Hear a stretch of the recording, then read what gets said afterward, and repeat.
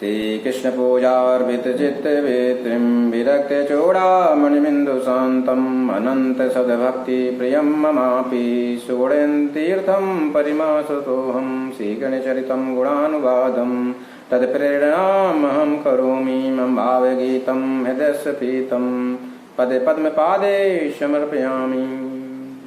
हरे राम राम राम हरे हरे, हरे कृष्ण कृष्ण कृष्ण हरे हरे। बोलिए वीर बजरंगी की जय। सज्जनों, आज मैं आपको ब्रह्मचर्य के विषय में बताऊंगा कि ब्रह्मचर्य क्या है और ब्रह्मचर्य का पालन कैसे किया जाता है और ब्रह्मचर्य करने से क्या क्या लाभ है। ब्रह्मचर्य शब्द तो बहुत बड़ा है, लेकिन ब्रह्मचर्य आप जान लीजिए एक तपस्या है। ब्रह्मचर्य एक तपस्या है। ब्रह्मचर्य का पालन एक तो गृहस्थ में रह के किया जाता है कि ब्रह्मचर्य की जो नियम है कि ब्रह्म मुहूर्त में उठ करके वेद के बताए हुए नियमों के अनुसार दिनचर्या जिसकी हो उसे ब्रह्मचर्य कहा जाता है। दूसरा ब्रह्मचारी होना। ब्रह्मचारी वो है जो वेद के बताए गए नियमों के अनुसार उसकी दिनचर्या तो है, साथ में अविवाहित भी है, उसे ब्रह्मचारी कहा जाता है। तो ब्रह्मचारी ये है और ब्रह्मचर्य का पालन करना ये कहलाता है। अब ब्रह्मचर्य का लाभ क्या है? ब्रह्मचर्य से बहुत बड़ा लाभ है। आयुर प्रज्ञा बलम वीर्यम। आयु माने आयु उसकी लंबी होती है। प्रज्ञा यानी बुद्धि बहुत ही प्रखर होती है और मृत्यु पर्यंत बुद्धि कभी नहीं बिगड़ती। बुद्धि बिल्कुल जैसे यंग अवस्था में काम करती उसी अनुसार काम करती है। बल, शरीर का जो बल है वो भी बना रहता है। वीर यानी तेज, शरीर में तेज ओज जो होता है वो भी हमेशा बना रहता है। तो ब्रह्मचर्य के पालन से ये चीजें तो प्राप्त होती हैं, पर साथ में आप जान लीजिए कि ब्रह्मचर्य का पालन करने वाले व्यक्ति के अंदर रोगों से लड़ने की क्षमता भी बहुत बड़ी होती है। रोग अगर आ गया तो उसे वो खत्म कर देगा ब्रह्मचर्य। उसके तेज के सामने कोई भी रोग नहीं टिकता। ब्रह्मचर्य का पालन मनुष्य चाहे तो कर सकता है। आज का जो समाज है बिगड़ चुका है तो कोई नहीं कर रहा है। बहुत अपवाद में लोग हैं करने वाले, लेकिन ब्रह्मचर्य का पालन करने से मनुष्य अगर चाहे तो करके देख ले। जो चीज हमने बताई है आपको, आप समझिए वो सारी चीजें आपको प्राप्त होंगी।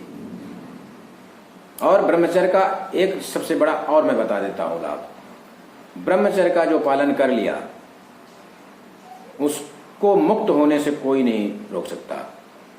ब्रह्मचर्य का पालन करने वाले व्यक्ति को मोक्ष अवश्य प्राप्त होता है। क्योंकि ब्रह्मचर्य का पालन करना बहुत बड़ी तपस्या है। भीष्म पितामह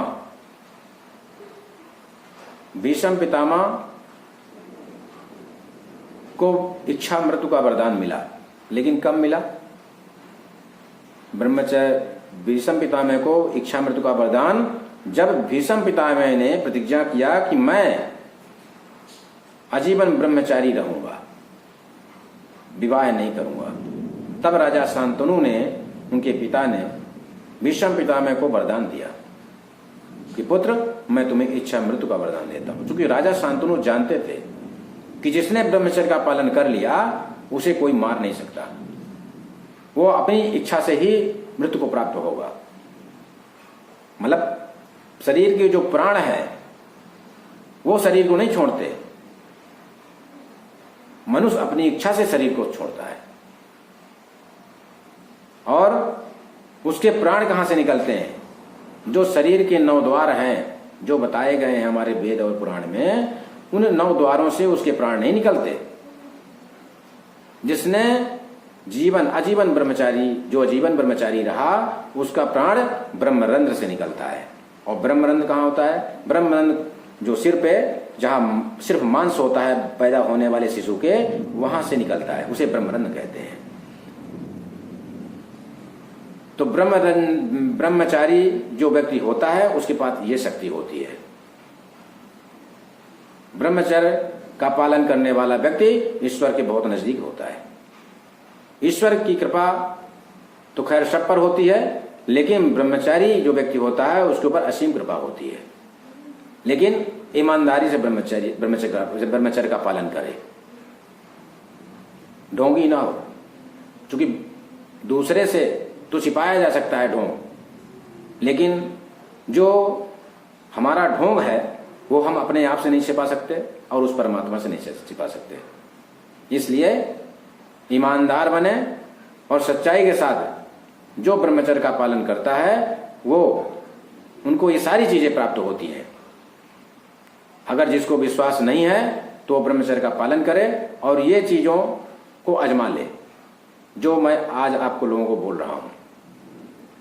साथ में जन समुदाय से ये कह भी रहा हूं कि ज्यादातर ब्रह्मचर्य का पालन करें, चाहे युवा पीढ़ी हो या प्रौढ़ हो, विवाहित हो या अविवाहित हो। ब्रह्मचर्य का पालन करें और अपने शरीर के आयु, बुद्धि, बल और तेज को संचित रखें, संभाल कर रखें। जय श्री राधे कृष्ण।